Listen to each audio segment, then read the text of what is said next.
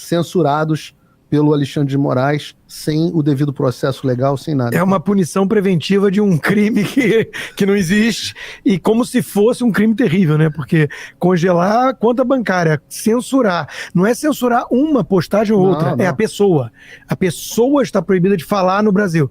E cancelar passaporte, isso é coisa de bandido perigoso, né? Ele está censurando os estudos bíblicos que eu faço ao domingo. Domingo eu publico um estudo bíblico e o canal do Paulo Figueiredo vem. Você está proibido. Esse conteúdo foi ilegal. Falei, bom, estudo bíblico realmente pro Alexandre. Perigoso. Só pega água benta. Água benta, ele vai proibir também. Exato. Mas vamos lá, tentar fazer um resumo muito sucinto, né? A postura que não é adequada é virar e falar assim, é complexo, os judeus e os muçulmanos estão se matando desde o século VII, os judeus são perseguidos antes disso, né, por outros povos, e aquilo lá é muito confuso, eu não entendo, então é equivalência moral, né? Todo mundo tem uma razão, todo mundo é condenável, tá todo mundo errado. Foi o post da Vera Magalhães, foi isso aí. Que foi o post de muita gente, Paulo, isso é o que mais me assustou. A quantidade de gente que tá saindo da toca, ou do bueiro. O Lula, né? O Lula fez. O Lula, e no fundo, esses aí estão condenando Israel. Exato. Estão condenando Israel. Mas vamos lá, né? O povo hebreu vive naquela a Terra Santa, né? Acho o tweet da Vera Magalhães pra citar. Acha ele pra gente depois ler na íntegra. O povo vive lá, né, há milênios. Aí tiveram várias perseguições, espalhou-se pela Europa, principalmente, os judeus e tudo. E depois eles foram comprando terras, principalmente onde hoje é Tel Aviv, ali, né?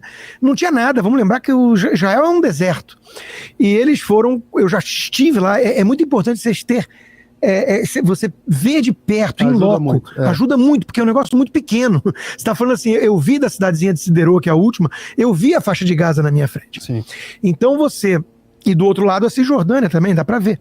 Então, os judeus foram comprando terras, não havia nada que fosse parecido a uma nação palestina, eram grupos, tribos, beduínos. Você está falando de que época? Estou falando de antes de 1948, antes da criação do Estado. É até bom para as pessoas entenderem, porque a maioria das pessoas cristãs, elas falam assim, a última coisa que eu soube na Bíblia é que Israel estava lá, ocupando, o povo de Israel estava ocupando a região de Israel, mas é bom falar para as pessoas que no ano 70, depois de Cristo, já depois de Jesus, portanto, naturalmente, o templo, Israel se revolta contra o Império Romano, que dominava Israel naquele momento, e o templo judeu é destruído.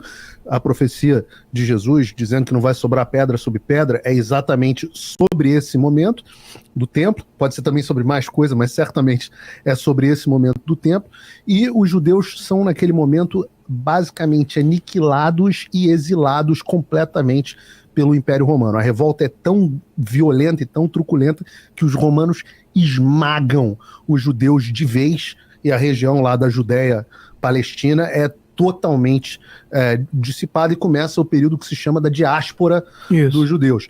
E assim vem, nesse momento, naquele território ocupado, depois dos otomanos, lá na frente. Exato, você tem primeiro as ocupações do Islã, depois do próprio Império Otomano. Isso. Fica sob o Império Otomano até ali o início do século XX, e depois você começa o período de administração britânica, depois da Primeira Guerra Mundial. Eu já estava falando desse período. E aí é o período que você está se referindo, ao início do movimento sionista. Isso, movimento sionista, na defesa de que é importante ter um Estado para defender o povo judeu que é perseguido há milênios e tudo mais. E aí eles começam... E essa questão da perseguição há milênios é importante porque... Qual a causa? A minha namorada estava perguntando para mim, mas por que os judeus ficam brigando tanto? Por que eles não vão morar em outros países? Né? Aí eu falo assim, não... que eu pergunto, que países? Porque o antissemitismo, principalmente no início do século XX, nesse momento onde começa o movimento sionista, de forma mais forte, across the board. Across the board. Argentina. Nos Estados Unidos. Aqui também. Eles pensaram em ir para a Argentina na época. Na dúvida ali, mas eles queriam a Terra Santa, e já tinha muito judeu ali estabelecido e muita gente comprando as terras, né? Então, esse contexto é importante pelo seguinte. Na década de 30,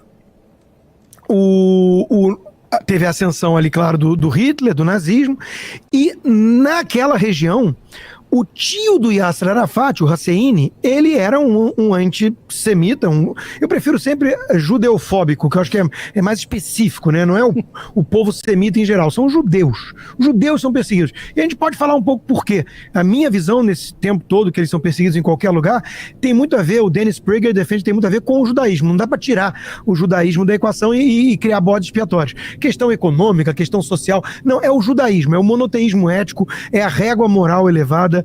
É um povo que menos tem taxa de divórcio, que menos tem taxa de analfabetismo, que prospera muitas vezes, e é o povo da palavra, né? No princípio era o verbo, eles oralmente ensinam, com 13 anos tem o bar mitzvah, o jovem desafia os mestres. Então é um povo que tem uma cultura que respeita acima de tudo Deus e não coloca nesse altar divino nenhum substituto, como por exemplo o Estado. A César o que é de César, mas não cria uma divindade em César. Isso incomodou sempre os impérios, né? Que você olha e fala, como você não vai se subjugar a mim?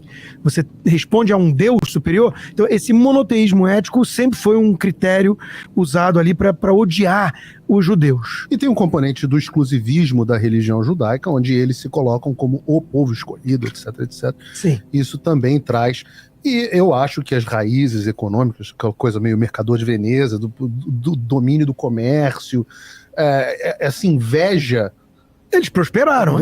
O catolicismo, durante muito tempo, condenou a usura. Exato. Os judeus assumiram a parte financeira, né, por default. Não, porque isso é uma coisa meio Caim e Abel e uma coisa do marxismo, né? A diferença de que... E, aliás, o marxismo nasce de uma ideia de ódio aos judeus. Então, tem aquela coisa de como eles prosperam e administram as riquezas enquanto nós estamos aqui ferrados. Sim. Né? O oprimido e o opressor. Não tem dúvida que existe, até porque teve um que foi o Qutb, que casou a visão marxista com o Islã, e aí criou o islamofascismo. Então existe sim esse elo, sem dúvida. Tem judeu, né? Tem de tudo. Tem o judeu secular, tipo um Caio Blinder da vida, tem o judeu comunista. Né? Os kibbutzim que foram atacados ali perto da... São comunas igualitárias. Israel foi fundado assim. O primeiro país a reconhecer Israel foi a União Soviética. Né? Então, olha como a coisa é confusa. Mas aí você pega o seguinte, nessa época, o Hussein tio do Yasser Arafat, está flertando com Hitler e querendo importar a solução final para aquela região. Então eles estão perseguindo, aí vem, depois da guerra, o Império Britânico resolve, o primeiro país a chancelar foi com Oswaldo Aranha o Brasil, resolve criar Israel. Havia já esse movimento sionista muito forte, que hoje eu acho que é indisputável, que eles precisam de um Estado. Imagina como é que eles estariam se não tivessem um Estado para se defender. Esse papo de que basta Israel deixar de existir ali, que tudo vai viver em paz, é balela. E eles criam Israel e logo depois vem um ataque na guerra, né? Dos países árabes contra Israel. Israel se defende, era um minúsculo país no meio do deserto, sem nada, né, sem riqueza alguma. Independente, e se defende, é atacado, se defende. Depois, na guerra do Yom Kippur, mesma coisa, se defende, e aí ele avança territorialmente para se proteger. Porque, de novo, se você já esteve lá, você vê o quão perto a gente está falando. Assim, Leblon é São Conrado e a Rocinha. Aí você fala assim, ocupa algum território ali para proteger. É quase uma zona de buffer, né? É uma zona de que nem as Coreias têm ali. Uhum. Se não tiver aquilo, ferrou. Qual vai ser uma linha divisória? Ferrou. Então tem que ter uma região cinzenta. Aí Israel é chamado de colonialista, de ocupação e não sei o quê. Tá? Israel nunca atacou deliberadamente civis, nunca, pelo contrário, Israel manda avisos de que vai atacar para civis evacuarem, o Hamas, no caso, não deixa. Aí vamos falar rapidamente do Hamas, do Hezbollah e tudo mais. Vamos lá, eu falei do tio do Arafat. O Arafat cria a OLP, começa com esse papo de libertar a Palestina, né? E ele era um grupo terrorista. A OLP era um grupo terrorista, tem casos chocantes, jogaram um cadeirante no mar, né? Um negócio, ele mantinha a mulher e a filha em Paris e mandava cheque, até hoje eles pagam terroristas, famílias de terroristas, né? Continuam pagando. Continuam Inclusive, pagando. Esse ano, com o dinheiro americano, pagaram. Isso é que é o mais triste. É. E tudo isso Os americanos mandam dinheiro pra chancelado pelo Ocidente. Ah. O Bill Gates tentou lá em Camp David em 2000, o acordo, o Edu Barak aceitou todas as condições, o príncipe da Jordânia exortou Arafat a aceitar, falou assim, isso é um crime não aceitar, Israel devolvia 95% do território ocupado, pagava não sei quantos bilhões para as vítimas e não sei o quê, tudo isso tendo sido sempre o alvo de ataque. Aí, Arafat faz o quê? Em vez de aceitar, lança a segunda intifada, ataques terroristas contra Israel. Então, assim, Israel não pode se defender, não pode existir. O Estatuto do Hamas, criado depois, em 88, consta erradicar... O Hamas, o objetivo do Hamas não é... matar judeu, matar judeu. Isso precisa ficar claro para as pessoas. Porque, não, porque precisa de um Estado palestino, etc. Isso é uma discussão política. Exato. E o Hamas não tem nada a ver com isso. Não tem nada a ver com isso. Em 2006, eles tomaram poder na faixa de Gaza.